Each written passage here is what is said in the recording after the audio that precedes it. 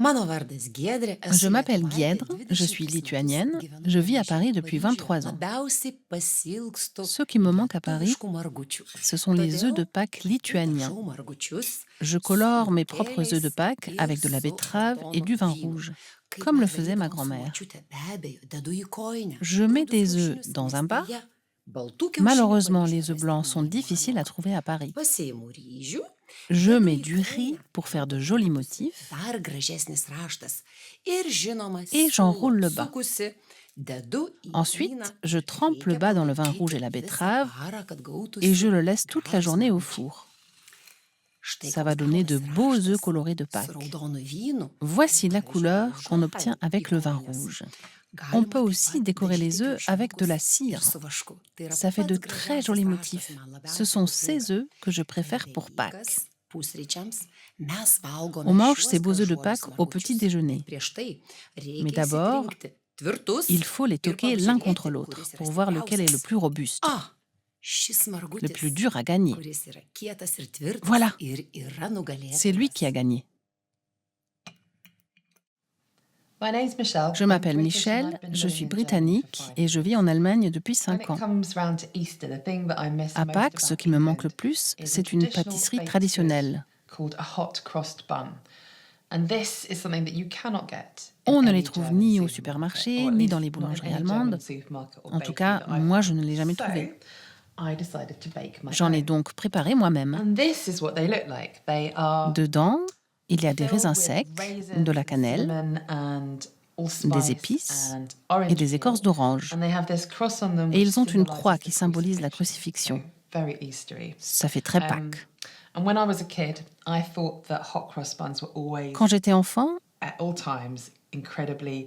je pensais que les hot cross buns étaient toujours chauds et j'étais très déçue quand ils revenaient froids de la boulangerie.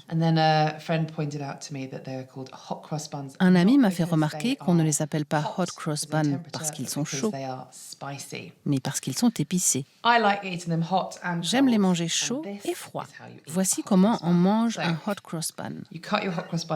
On le coupe en deux, on y met du beurre, puis sa confiture préférée, ici de la framboise. Et on croque dedans. Délicieux. Je m'appelle Pierre, je viens de Suède et j'habite en France depuis très longtemps. J'adore la tradition suédoise des påskris, des branches de Pâques. Je vais dans un parc couper quelques branches de bouleau, je les mets dans un vase, puis je ressors des œufs de Pâques qui viennent de Suède et que je garde toute l'année. Dans un des œufs, il y a des plumes que j'accroche aux branches. Les plumes symbolisent la fin de l'hiver.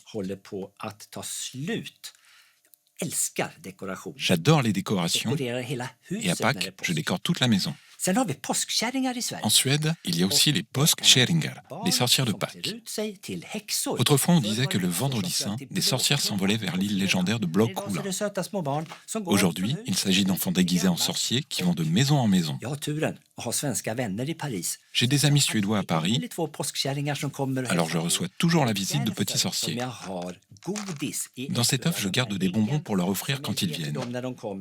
En échange, je reçois une petite lettre. Joyeuse Pâques! Je suis Amber, je suis néerlandaise et je vis à Paris depuis 15 ans. À Pâques, le plus important, c'est mon pain de Pâques. Le voici. On se coupe une belle tranche. J'essaie d'en acheter quand je suis aux Pays-Bas, mais on peut aussi le faire soi-même. Au milieu, il y a de la pâte d'amande. On peut en prendre et l'étaler sur la tranche de pain. On peut aussi ajouter du beurre. C'est vraiment très bon. Voilà ce qu'on fait le dimanche. Le lendemain, c'est une tradition néerlandaise. On achète de nouveaux meubles. J'ai acheté cette chaise aux Pays-Bas l'an dernier. Normalement, nous sommes assez économes.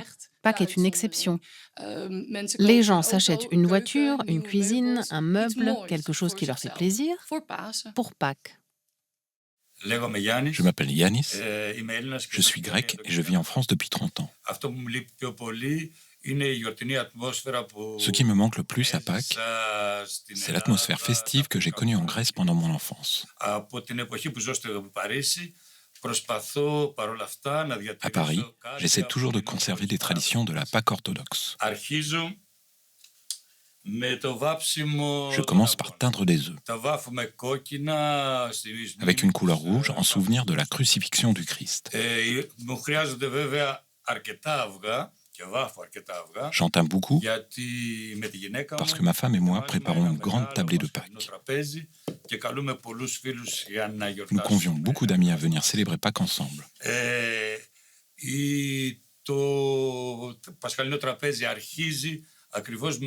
Le banquet de Pâques commence dès le cassage des œufs. Tous les invités cassent des œufs en disant que le Christ est ressuscité. Ensuite, la fête commence, avec des festins, des chants, des danses, jusqu'à l'aube. Je m'appelle Kasia, je suis polonaise et je vis en France depuis 30 ans. Il y a une tradition polonaise de Pâques que je pratique depuis longtemps. Le panier de Pâques béni. J'apporte ce panier à l'église le samedi. Il doit être béni par le prêtre. Il doit être joliment décoré, avec des rubans, des fleurs, des céréales. J'y mets de la nourriture, symboliquement pour ne jamais en manquer. C'est important. Donc du pain, un peu d'eau, tout en petite quantité. De la saucisse, du sel et du poivre dans le récipient de ma grand-mère. Un agneau de Pâques en sucre pour décorer la table et d'autres objets comme des œufs de Pâques peints par mes enfants. Le plus important, c'est l'œuf dur. Le dimanche, avant le repas, je le coupe en petits morceaux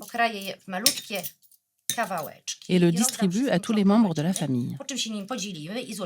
Ensuite, nous le mangeons et nous nous souhaitons de joyeuses Pâques. Je m'appelle Yuli. Je suis née en Hongrie et je vis en France depuis plus de 15 ans. Il y a une tradition hongroise qui ne me manque pas du tout, l'arrosage de Pâques. Les garçons arrosent les filles pour qu'elles ne se fanent pas. Lorsque j'étais petite fille, les garçons de ma classe venaient jusque chez moi pour m'arroser d'eau. Mais moi, je ne voulais pas.